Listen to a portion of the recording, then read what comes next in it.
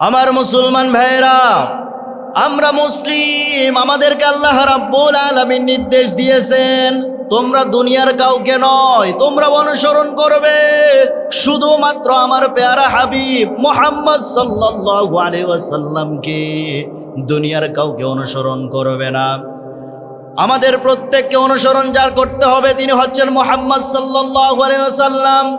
দুনিয়ার কারো অনুসরণের মধ্য দিয়ে আমাদের সফলতা আসবে না। আমাদের সফলতা তখনই আসবে যখন আমরা মুহাম্মদ সাল্লাল্লাহু আলাইহি ওয়াসাল্লামকে অনুসরণ করতে পারবো। বলুন সুবহানাল্লাহ। আমার মুসলমান ভাইয়েরা, আল্লাহর হাবিব সাল্লাল্লাহু আলাইহি ওয়াসাল্লাম শিশু হিসেবে আদর্শ, শিশুদের জন্য নবীজির শিশু জীবন আদর্শ, তরুণদের জন্য নবীজির তরুণ জীবনী আদর্শ, যুবকদের জন্য নবীজির যুবক বয়সে আদর্শ, এরপরে নবীজির বৃদ্ধ বয়সটা বৃদ্ধদের জন্য আদর্শ, পিতা হিসেবে পিতার আদর্শ, নানা হিসেবে নানার আদর্শ, নাতি হিসেবে নাতির আদর্শ, সন্তান হিসেবে সন্তানের আদর্শ, নেতা হিসেবে নেতার আদর্শ।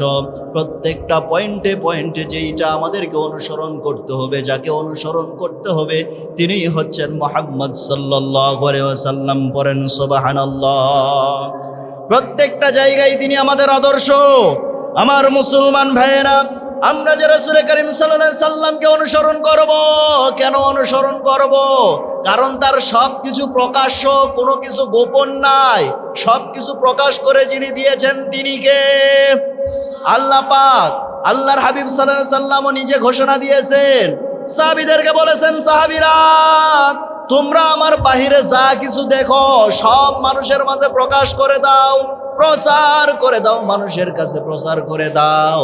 আবার আয়েশা সিদ্দিকাকে বলেছেন, আয়েশা রে, ঘরের মধ্যে তুমি আমার যা আচরণ দেখো তা তুমি মানুষের মাঝে প্রচার করে দাও। পড়েন সুবহানাল্লাহ। আমার মুসলমান ভাইয়েরা, তাহলে আমরা অনুসরণ কারো করব? মুহাম্মদ সাল্লাল্লাহু আলাইহি ওয়াসাল্লামকে। হযরত ওমর ফারুক রাদিয়াল্লাহু তাআলা আনহু একদিন আয়েশা সিদ্দিকাকে বলছেন, উম্মুল মুমিনিন আয়েশা, আপনার কাছে আমি জানতে চাই আল্লাহর হাবিব সাল্লাল্লাহু আলাইহি ওয়াসাল্লামের আদর্শ কেমন ছিল? সঙ্গে সঙ্গে আল্লাহর নবীর প্রাণপ্রিয় স্ত্রী হযরত আয়েশা সিদ্দিকা বললেন, ওরে ওমর, তুমি কি কোরআন পড়েছো? হযরত ওমরে ফারুক বললেন, হ্যাঁ আমি কোরআন পড়েছি। হযরত আয়েশা সিদ্দিকা বললেন, ওই কোরআনটার হেঁটে চলা কোরআনটাই হচ্ছে মুহাম্মদ সাল্লাল্লাহু আলাইহি ওয়াসাল্লাম। পড়েন সুবহানাল্লাহ। আমার মুসলমান ভাইয়েরা, আল্লাহ রাব্বুল আলামিন নিজেই ঘোষণা করেছেন, ইন্নাকা লাআলা খুলুকিন আযীম। আল্লাহ রাব্বুল আলামিন বলছেন, হে রাসূল, আমি আপনাকে কি করেছি? মহান চরিত্রের অধিকারী বানিয়েছি। পড়েন সুবহানাল্লাহ। আল্লাহ রাব্বুল আলামিন অন্যান্য নবী রাসূলদের ক্ষেত্রে বলেছেন গোলামিন হালিম, আবার কোন নবীর ক্ষেত্রে বলেছেন গোলামিন আলিম। গোলামিন হালিম তথা সহনশীল বান্দা। আবার কোন কোন নবীদেরকে বলেছেন গোলামিন আলিম তথা জ্ঞানী বান্দা। কিন্তু মহান রব্বুল আলামিন শুধুমাত্র তার পেয়ারা হাবিব সাল্লাল্লাহু আলাইহি ওয়াসাল্লামের শানে শুধুমাত্র খুলুকিন আযীম শব্দ ব্যবহার করেছেন তথা মহান বান্দা। পড়েন সুবহানাল্লাহ। আমার মুসলমান ভাইরা, সুতরাং আমাদেরকে অনুসরণ করতে হবে রাসূল করিম সাল্লাল্লাহু আলাইহি সাল্লামকে। আল্লাহ রাব্বুল আলামিন নির্দেশ দিয়েছেন, লাকাদ কানা লাকুম ফি রাসূলিল্লাহি উসওয়াতুন হাসানা। আল্লাহ রাব্বুল আলামিন বলছেন, তোমাদের মধ্যে উত্তম চরিত্রের বাস্তব নমুনা হচ্ছেন মুহাম্মদ সাল্লাল্লাহু আলাইহি ওয়াসাল্লাম। তোমরা অবশ্যই তা আমার প্যারা হাবিব মুহাম্মদ সাল্লাল্লাহু আলাইহি ওয়াসাল্লামকে অনুসরণ করে চলবে। পড়েন সুবহানাল্লাহ। আমার মুসলমান ভাইয়েরা, সুতরাং আমাদেরকে অনুসরণ করতে হবে মুহাম্মদ সাল্লাল্লাহু আলাইহি ওয়াসাল্লামকে। আল্লাহ রাব্বুল আলামিন অন্য আরেক আয়াতের মধ্যে বলছেন, কুল ইন কুনতুম তুহিব্বুনাল্লাহা ফাত্তাবিউনি ইউহিব্বুকুমুল্লাহা ওয়া ইয়াগফির লাকুম যুনুবাকুম ওয়াল্লাহু গফুরুর রহিম। আল্লাহ পাক জানিয়েছেন, হে রাসূল আপনি জানিয়ে দেন, আপনার উম্মতদেরকে আপনি ঘোষণা করে জানিয়ে দেন, তারা যেন কি করে? আমি আল্লাহকে যদি ভালোবাসতে চাই ফাত্তাবিউনি, তারা যেন নবীকে অনুসরণ করে। কাকে অনুসরণের কথা বলেছেন? নবীকে অনুসরণের কথা বলেছেন। ফাত্তাবিউনি, তাবউন শব্দ দিয়েছেন। তাবউন মানে দেখে দেখে চলা। কিভাবে চলা? দেখে দেখে চলা। আর আল্লাহ পাক সেই হুকুমটাই দিলেন, তোমরা দেখে দেখে চলো, তথা রাসূল করিম সাল্লাল্লাহু আলাইহি ওয়াসাল্লামকে অনুসরণ করার দরকার আছে না নাই? অবশ্যই অনুসরণ করে চলতে হবে। কিন্তু বর্তমান সমাজে কি আমরা রাসূল করিম সাল্লাল্লাহু আলাইহি ওয়াসাল্লামকে অনুসরণ করে চলি না? কিছু কিছু যুবকদের চুলের কাটিং দেখবেন, এই সাইডেও চুল নাই, এই সাইডেও চুল নাই, পেছনেও চুল নাই, মাঝখানে মনে হয় দক্ষিণ তালপট্টির দ্বীপ। আছে না নাই? এটা তাদের এখনো স্টাইল হয়ে গিয়েছে। যদি জিজ্ঞেস করা হয় কার স্টাইল, বলবে মেসি। যদি বলা এটা কার, বলে নেইমার। এইরকম অনুসরণ আছে না নাই?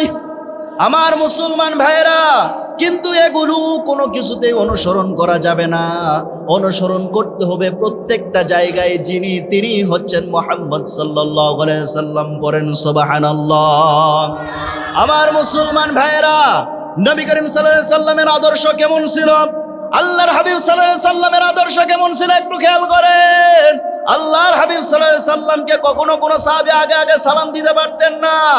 হযরত আয়েশা সিদ্দিকা বলেন, আমি নবীজির প্রাণপ্রিয় স্ত্রী হওয়ার পরেও আমি নবীজিকে আগে কখনো সালাম দিতে পারতাম না। আমি নবীজিকে সালাম দেবার পূর্বে নবীজি কখন আগে আমাকে সালাম দিতেন আমি আয়েশা টেরও পেতাম না। পড়েন সুবহানাল্লাহ। একজন সাহাবীর মনের মধ্যে জিদ চাপলো, আজকে যেমন করে হোক আমি আল্লাহর নবীকে আগে সালাম দিব। সাহাবী একটা টেকনিক করলেন। আমার নবীজিকে দূর থেকে আসতে দেখে সাহাবী একটা মোটা বৃক্ষের আড়ালে দাঁড়ায় গেলেন। আমার নবীজি যখন কাছাকাছি আসলেন, সাহাবী এবার ওই মোটা বৃক্ষের আড়াল থেকে বের হয়ে আমার নবীজিকে উদ্দেশ্য করে আচমকা সালাম দিচ্ছেন, আসসালামু আলাইকা ইয়া রাসূলুল্লাহ। আমার নবীজি সালামের জবাব দিলেন, আর মুস্কি মুস্কি হাসি মেরে বলছেন, সাহাবীরে, এইরকম কৌশল করে আগে সালাম দিলে কিন্তু সওয়াব পাবা না। সালাম তুমি দিয়েছো ঠিকই, কিন্তু তোমার ভাগ্যে সওয়াব নাই। সওয়াব যদি পেতে চাও সামনাসামনি আসো, কত বড় বাপের বেটা হয়েছ। এই পৃথিবীতে মাত্র একজন ব্যক্তিকে পাসপোর্ট আর আজিমের ভিসা দেওয়া হয়েছিল, তিনি হচ্ছেন মুহাম্মদ সাল্লাল্লাহু আলাইহি ওয়াসাল্লাম। সেই রাসূলকে নিয়েও ষড়যন্ত্র আছে না নাই? আমার মুসলমান ভাইয়েরা, প্রত্যেকটা জায়গায় তিনি আদর্শ। আল্লাহর হাবিব সাল্লাল্লাহু আলাইহি সাল্লাম সন্তান হিসেবে কেমন আদর্শ দেখেন। আল্লাহর হাবিব সাল্লাল্লাহু আলাইহি সাল্লাম এরকম সাহাবায়ে কেরামগণকে নিয়ে দার্স দিচ্ছিলেন। এমন সময় দূর থেকে দেখলেন একজন মহিলা হাঁটি হাঁটি পা পা করে আসতেছে। আল্লাহর হাবিব সাল্লাল্লাহু আলাইহি সাল্লাম আস্তে করে সেখান থেকে দাঁড়িয়ে গেলেন, সামনে এগিয়ে গেলেন, নিজের গায়ের চাদরটা বিছিয়ে দিলেন। দুইটা বর্ণনা পাওয়া যায়।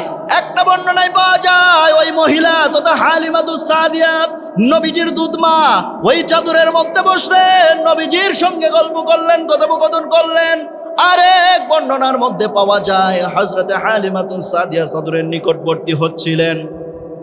সাহাবায়ে কেরামগণ ডাক দিয়ে বলছেন, হালিমাতুস সাদিয়াকে চিনতে না পেরে ডাক দিয়ে বলছেন, মা, আপনি দয়া করে ওই চাদরের মধ্যে বসবেন না। অনেক অনুরোধ করার পরেও যখন হালিমাতুস সাদিয়া চাদরের নিকটবর্তী হলেন, হওয়ার পরে বার চাদরটা মাটি থেকে উঠিয়ে নিয়ে চাদরের মধ্যে চুম্বন এঁকে দিয়ে বলছেন, সাহাবীরা রে, তোমরা নবীজিকে চিনেছো 40 বছর বয়স থেকে, আর আমি নবীজিকে চিনেছি সেই শিশুকাল থেকে। পড়েন সুবহানাল্লাহ। আমি যখন মক্কায় গেলাম মুহাম্মদ বিন আব্দুল্লাহকে নেবার জন্যে, প্রথমে আমি গিয়েছিলাম, আমার উদ্দেশ্য মুহাম্মদ বিন আব্দুল্লাহ নয়, কোন একটা ধনীর দুলালকে নিয়ে আমি আসব, এই নিয়তে আমি যখন মক্কায় প্রবেশ করলাম, আমার পূর্বে যারা মক্কায় এসেছিল তারা প্রত্যেকেই কি করেছে, তারা সুন্দর সুন্দর ধনীদের দুলালগুলোকে নিয়ে চলে গিয়েছে। আমি সর্বশেষে আসলাম। আসার পর আব্দুল মুত্তালিবের সঙ্গে দেখা হলো।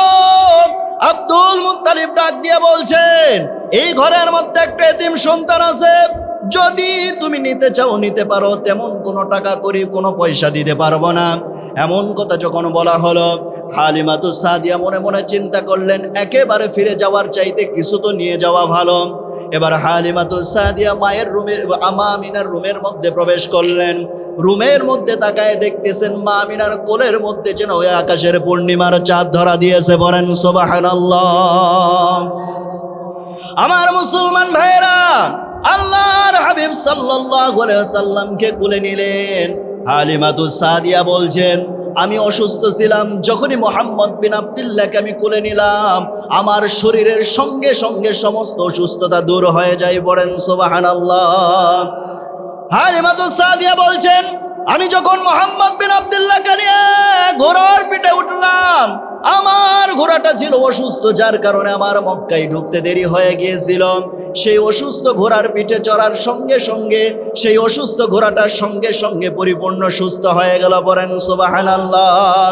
এবার যারা আমার মক্কায় পৌঁছানোর সময় যারা মক্কা ছেড়েছিল, আমি যখন এবার রওনা দিলাম মুহাম্মদ বিন আব্দুল্লাহকে নিয়ে, এবার দেখা গেল যারা আমার মক্কায় পৌঁছানোর সময় যারা মক্কা ছেড়েছিল, আমি তাদেরকে পিছনে ফের আমি বাড়ির পানে রওনা দিয়ে দিলাম। বলেন সুবহানাল্লাহ। হযরত হালিমাতুস সাদিয়া বলেন, আমি যখন বাড়িতে আসি, মহান রব্বুল আলামিন আমার বাড়িটাতে বরকত দিয়ে পরিপূর্ণ করে দিলেন। আমার ছাগল পালের মধ্যে রব্বুল আলামিন বরকত দিলেন, আমার দুম্বার পালের মধ্যে রব্বুল আলামিন বরকত দিলেন, আমার শস্য ক্ষেতের মধ্যে রব্বুল আলামিন বরকত দিলেন। আমার খেজুর গাছের মধ্যে এত খেজুর হওয়া শুরু হলো, আমি খেজুর বিক্রি করে করে কুল পাই না। পড়েন সুবহানাল্লাহ। তার চাইতে একটা আশ্চর্যজনক ঘটনা ঘটে গিয়েছে। একদিন আমি আমার কলিজার টুকরা মুহাম্মদ বিন আব্দুল্লাহকে কখন আমি মাঠে ময়দানে যেতে দিতাম না, আমার কলিজার টুকরাই সন্তানকে কখন আমি মাঠে ময়দানে যেতে দিতাম না। তার অন্যান্য ভাই বোনেরা মাঠে ময়দানে গিয়ে দুম্বার ছাগল চড়াতো, কিন্তু আমি তাকে কখনোই পাঠাতাম না রোদের মধ্যে। কিন্তু মুহাম্মদ বিন আব্দুল্লাহ একদিন ইচ্ছা পোষণ করলো, তিনি ভাই বোনদের সঙ্গে মাঠে যাবেন। এমন ইচ্ছা যখন পোষণ করলেন, আমার মুসলমান ভাইয়েরা, আল্লাহর হাবিব সাল্লাল্লাহু আলাইহি ওয়াসাল্লাম মায়ের কাছে আবদার করলেন, তিনি ভাই বোনদের সঙ্গে ময়দানে যাবেন দুম্বার ছাগল চড়ানোর জন্য। আমার মুসলমান ভাইয়েরা, হালিমাতুস সাদিয়া তিনি অনুমতি দিতে চাচ্ছিলেন না। এমন সময় আল্লাহর হাবিব সাল্লাল্লাহু আলাইহি ওয়াসাল্লাম যখন আকাঙ্ক্ষা আরো প্রবল আকারে এসে গেল, একটা পর্যায়ে হালিমাতুস সাদিয়া অনুমতি দিতে বাধ্য হলেন। এবার ভাই বোনদের সঙ্গে যখন ছাগল চড়ানোর জন্য মাঠে চলে গেলেন, সেখানে যায় একটা আশ্চর্যজনক ঘটনা ঘটলো। আল্লাহর হাবিব সাল্লাল্লাহু আলাইহি সাল্লাম তো ছাগল চড়াতে গিয়েছেন ঠিকই, কিন্তু ভাই বোনেরা এসে তথ্য দিল, মা হালিমা, আমরা যখন ময়দানে যখন দুম্বার ছাগল চড়াচ্ছিলাম, ওই যে উত্তপ্ত রোদের তাপ, সেই রোদের তাপে আমরা বিরক্ত হয়ে যাচ্ছিলাম, অসহ্য হয়ে যাচ্ছিলাম। কিন্তু আমরা খেয়াল করে দেখলাম মুহাম্মদ বিন আব্দুল্লাহ যেই জায়গায় অবস্থান করে, সেই জায়গায় কোথায় থেকে যেন এক খণ্ড মেঘ এসে মুহাম্মদ সাল্লাল্লাহু আলাইহি সাল্লামকে ছায়া দিতে থাকে। পড়েন সুবহানাল্লাহ। আমার মুসলমান ভাইরা, তাহলে এখানে আল্লাহর হাবিব সাল্লাল্লাহু আলাইহি সাল্লাম সন্তান হিসেবে মায়ের প্রতি শ্রদ্ধাশীল ছিলেন, ভক্তিশীল ছিলেন। আমার বন্ধুগণ, এইভাবে আল্লাহর হাবিব সাল্লাল্লাহু আলাইহি সাল্লামের প্রত্যেকটা জায়গায় আদর্শ আছে না নাই? সব জায়গায় আল্লাহর হাবিব সাল্লাল্লাহু আলাইহি সাল্লামের আদর্শ রয়েছেন। আব্দুল মুত্তালিব যখন ইন্তেকাল করছিলেন, দাদা আব্দুল মুত্তালিব, তখন তিনি পাশে বিছানায় বসে এতটা পরিমাণে কাঁদতেছিলেন যেন বেহুশ হয়ে যাবেন, এতটা পরিমাণে কেঁদেছিলেন আব্দুল মুত্তালিবের জন্য। এরপরে চাচা আবু তালিব যখন ইন্তেকাল করবেন, চাচা আবু তালিবের ইন্তেকালের সময় তিনি অস্থির হয়ে যেতেছেন, কারণ তিনি ইসলাম কবুল করেন নাই। কি কবুল করেন নাই? ইসলাম কবুল করেন নাই চাচা আবু তালিব। অথচ সেই চাচা আবু তালিব সদা সর্বদা আল্লাহর হাবিব সাল্লাল্লাহু আলাইহি সাল্লামকে শেল্টার দিয়েছেন, আল্লাহর হাবিব সাল্লাল্লাহু আলাইহি সাল্লামের পাশে দাঁড়িয়েছেন। সুবহানাল্লাহ বলেন। আমার মুসলমান ভাইয়ের, আল্লাহর হাবিব সাল্লাল্লাহু আলাইহি সাল্লাম চাচা আবু তালিবকে কেমন মানতেন দেখেন। আল্লাহর হাবিব সাল্লাল্লাহু আলাইহি সাল্লাম যখন খাদিজার কাছে জব করতেন, চাকরি করতেন, ঠিক সেই মুহূর্তে আল্লাহর হাবিব সাল্লাল্লাহু আলাইহি সাল্লামকে একদিন খাদিজাতুল কুবরা বললেন, মোহাম্মদ বিন আব্দুল্লাহ, আজকের পর থেকে তোমার চাকরি শেষ, আজকের পর থেকে তোমার চাকরি ছুটি। এবার যখন ছুটি দিয়ে দিলেন, আল্লাহর হাবিব সাল্লাল্লাহু আলাইহি সাল্লাম কাঁদতে কাঁদতে চাচার কাছে এসে বলছেন, চাচা, আমাকে জানালেন খাদিজাতুল কুবরা আমার চাকরি সমাপ্ত করে দিয়েছেন, আমাকে চাকরি থেকে বিদায় করে দিয়েছেন। এবার চাচা আবু তালিব চলে আসলেন খাদিজাতুল কুবরার কাছে। আসার পরে খাদিজাতুল কুবরাকে বলছেন, খাদিজাতুল কুবরা, তুমি কেন আমার ভাতিজাকে বের করে দিয়েছো? আমার ভাতিজার কি অপরাধ পেয়েছো?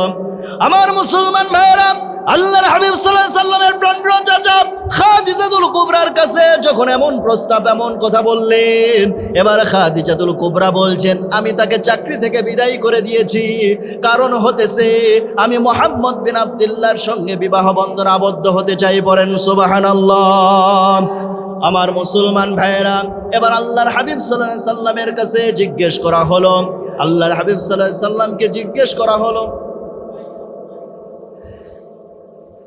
আল্লাহর হাবিব সাল্লাল্লাহু আলাইহি সাল্লামকে এবার জিজ্ঞেস করা হলো, আপনি কি এই বিবাহের সম্বন্ধে আপনার মন্তব্য কি? সঙ্গে সঙ্গে আল্লাহর হাবিব সাল্লাল্লাহু আলাইহি সাল্লাম বললেন, আমার চাচা যে মত দিয়েছে সেই মতে আমি একনিষ্ঠ আছি। পড়েন সুবহানাল্লাহ। আমার মুসলমান ভাইয়েরা, এখানে দেখেন বিবাহের জন্য গুরুত্ব দিলেন তার গুরুজন চাচা আবু তালিবকে, কিন্তু বর্তমান সমাজে কি এটা আছে নাকি? বর্তমান সমাজে গুরুজনের কোনো প্রয়োজন নাই, নিজের পছন্দই পছন্দ, এরকম আছে না নাই? আমার মুসলমান ভাইয়েরা, এই 12ই রবিউল আউয়াল আসলো আমাদের মাঝে, শুধু খিচুড়ি আর জিলাপি খাওয়ার মধ্য দিয়ে আমরা 12ই রবিউল আউয়ালকে বিদায় করে দিলাম এমনটা নয়, বরং 12ই রবিউল আউয়াল এসেছে আল্লাহর হাবিব সাল্লাল্লাহু আলাইহি সাল্লামের আদর্শ পরিপূর্ণরূপে অনুসরণ করানোর জন্য। পড়েন সুবহানাল্লাহ। এই 12ই রবিউল আউয়ালের মধ্য দিয়া আল্লাহর হাবিব সাল্লাল্লাহু আলাইহি সাল্লামের আদর্শের সম্পূর্ণ প্রশিক্ষণ নেব তো ইনশাআল্লাহ। আমার মুসলমান ভাইয়েরা, আমার আলোচনা ছিল নবীজির আদর্শের উপরে। কিসের উপরে? নবীজির আদর্শের উপরে। তাহলে সন্তান হিসেবে আদর্শ, এবার ভাতিজা হিসেবে আদর্শ, গুরুজন মেনেছেন। এবার আসেন নেতা হিসেবে কেমন আদর্শ? আল্লাহর হাবিব সাল্লাল্লাহু আলাইহি সাল্লাম সাহাবায়ে কেরামগণকে নিয়ে একদিন মসজিদে বসে আছেন, সেদিন তবারক এনেছেন একজন সাহাবী। আল্লাহর হাবিব সাল্লাল্লাহু আলাইহি সাল্লাম যখন আল্লাহর হাবিব সাল্লাল্লাহু আলাইহি সাল্লামের সামনে যখন তবারক দেওয়া হলো, আল্লাহর হাবিব সাল্লাল্লাহু আলাইহি সাল্লাম নির্দেশ দিলেন একজনকে, সবার মাঝে তবারক বন্টন করে দাও। তবারক আনা হয়েছে খেজুর। কি আনা হয়েছে? খেজুর। এবার যখন খেজুরটা সমস্ত সাহাবায়ে কেরামগণের মধ্যে সমানভাবে বন্টন করে দেওয়া হলো, আল্লাহর হাবিব সাল্লাল্লাহু আলাইহি সাল্লামকে যখন খেজুর দেওয়া হয়, আল্লাহর হাবিব সাল্লাল্লাহু আলাইহি সাল্লাম খেজুর খান, বিচি রাখেন। তবে আল্লাহর হাবিব সাল্লাল্লাহু আলাইহি সাল্লাম নিজের সামনে বিচি রাখতেছেন না। আলী রাদিয়াল্লাহু তাআলা আনহু যেই জায়গায় বিচি রাখতেছেন, আল্লাহর হাবিব সাল্লাল্লাহু আলাইহি সাল্লামও সেই জায়গায় বিচি রাখতেছেন। পড়েন আল্লাহু আকবার। এবার যখন খেজুর খাওয়া শেষ হলো, এবার আল্লাহর হাবিব সাল্লাল্লাহু আলাইহি সাল্লাম ডাকতে বলছেন, সাহাবীরা দেখো, আমার আলীর এত ক্ষুধা লেগেছে, একাই ডবল খেজুর খেয়ে ফেলেছে, একাই ডবল খেজুর খেয়ে ফেলেছে। এবার আলী রাদিয়াল্লাহু তাআলা আনহু বলছেন, হ্যাঁ আমার বেশি ক্ষুধা লেগেছে, এই জন্য আমি ডবল খেজুর খেয়ে ফেলেছি। আর এইদিকে আল্লাহর নবীর দিকে দেখো, আল্লাহ রাসূল সাল্লাল্লাহু আলাইহি সাল্লামের এত বেশি ক্ষুধা লাগছে, খেজুর বিচি সহ খেয়ে ফেলেছে। সুবহানাল্লাহ বলবেন না? আমার মুসলমান ভাই, এই ছিলেন নেতা, ইনি ছিলেন নেতা। এই আদর্শ ফলো করার দরকার আছে না নাই? আমরা দুনিয়ার কোনো তন্ত্র মন্ত্রর দিকে যেতে রাজি নয়, আমরা শুধুমাত্র বিধান মানবো, আইন মানবো একমাত্র কার? প্রিয় মুফাসসির একটা কথা বলেছিলেন যে বরবাদ গুলিস্তান কে লিয়ে কি উল্লু কাফি है लेकिन गुलिस्तान को हाथ शाट पर उल्लू बैठे है फिर अंजाम ने गुलिस्तान को क्या होगे। একটা ফুল বাগানকে ধ্বংস করার জন্য একটা হুতুম পেঁচা যথেষ্ট, কিন্তু হুতুম পেঁচা বসে গেছে প্রত্যেক ডালে ডালে, শাখায় শাখায়। ফুল বাগানের নসিবে কি আছে আল্লাহ ছাড়া কারো জানে নাই। কথা বলেন ঠিক কিনা? এই যে সোনার বাংলা, সোনার ভূখণ্ড, এই সোনার ভূখণ্ডকে রক্ষা করার জন্য ইসলামওয়ালাদের পক্ষে থাকার দরকার আছে না নাই? কোরআনওয়ালাদের পক্ষে থাকার দরকার আছে না নাই? আমরা নবীওয়ালাদের পক্ষে থাকবো ইনশাআল্লাহ। যারা নবীর আদর্শ বাস্তবায়নের পক্ষে থাকে, আমরা তাদের পক্ষে থাকবো ইনশাআল্লাহ। এ কথা দিবালকের মতো স্পষ্ট। যতদিন পর্যন্ত এই শহীদ কাফেলার তাওহীদি জনতার বুকে এক বিন্দু পরিমাণ রক্ত থাকবে, ততদিন পর্যন্ত এই বাংলার জমিন থেকে সেকুলারিজমকে উৎখাত করে এক আল্লাহর আইন প্রতিষ্ঠার সংগ্রাম চলতেই থাকবে ইনশাআল্লাহ। সেই সংগ্রামে আমরাও থাকতে রাজি আছি না নাই? আল্লাহ পাক আমাদের প্রত্যেককে সেই সংগ্রামে কবুল করুন, পড়ছি আমিন।